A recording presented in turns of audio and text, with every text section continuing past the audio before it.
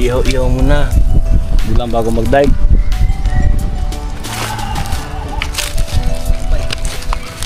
Yan.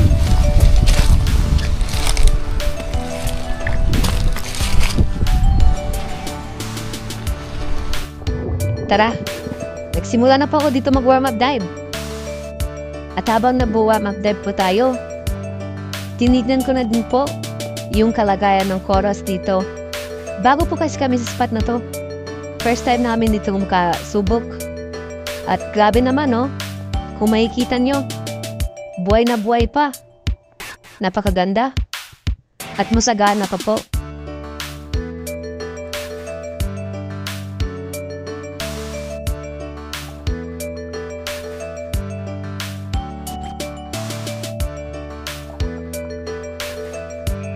Dito nga pala to sa Zamboanga City.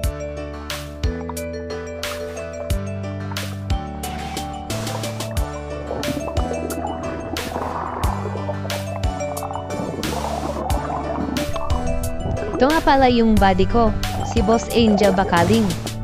Nag-warm up din po siya. Dito nga kita ko ng mga red beak ay napakasarap po ito sa inihaw. Kaya tara, kuha tayo.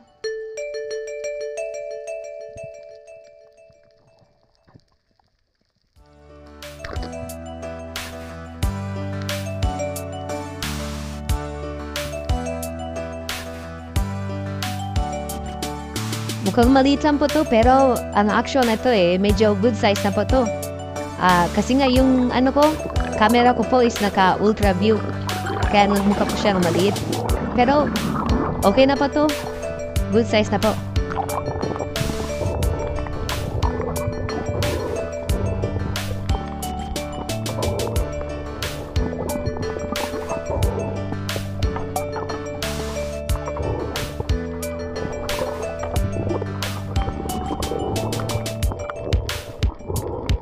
Ang gun ko nga pala is 130 cm.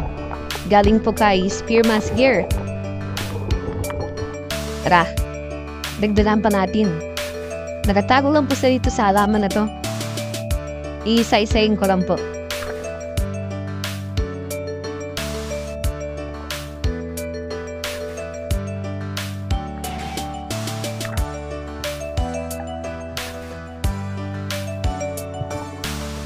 Kuha pa tayo ng isa.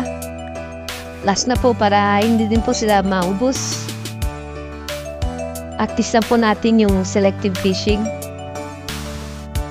Yung maganda sa spear fishing kasi nakakapili po tayo ng gusto lang nating kunin. Kaya napaka-sustainable po talaga ang spear fishing. Okay na to. 5 piraso. Masaya na po yung mga kasama natin. Makakatikid na tayo ng iyong mer.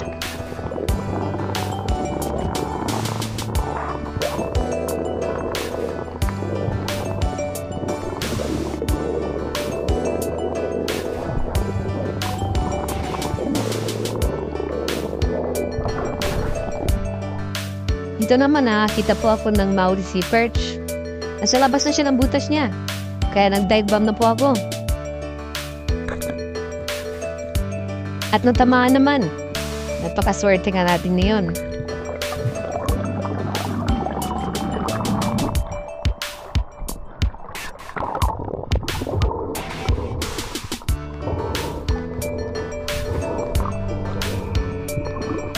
Tinignan ko po. Okay po yung pagkakatama natin. Lumabas siya sa kanyang bahay. At nung nakita ko, medyo alanganin. Parang gustong mapitas. Kaya agad-agad akong tumawag ng kasama ko. Humingi pa ako ng backup shot.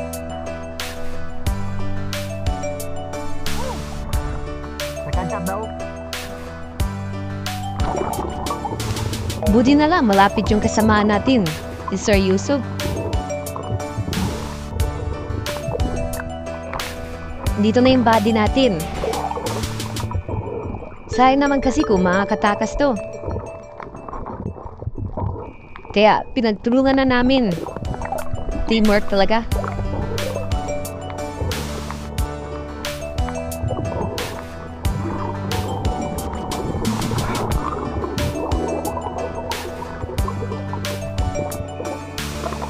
Napakaayos naman ang tama ni Sir Yusuf. Ang ganda naman ang teamwork namin. Ito ang mga sa spearfishing. Mag-enjoy na tayo.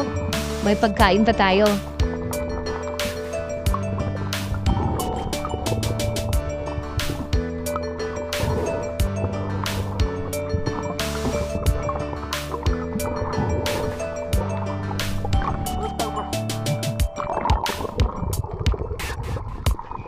Nasa 3.4 kilos nga pala itong Maurice perch.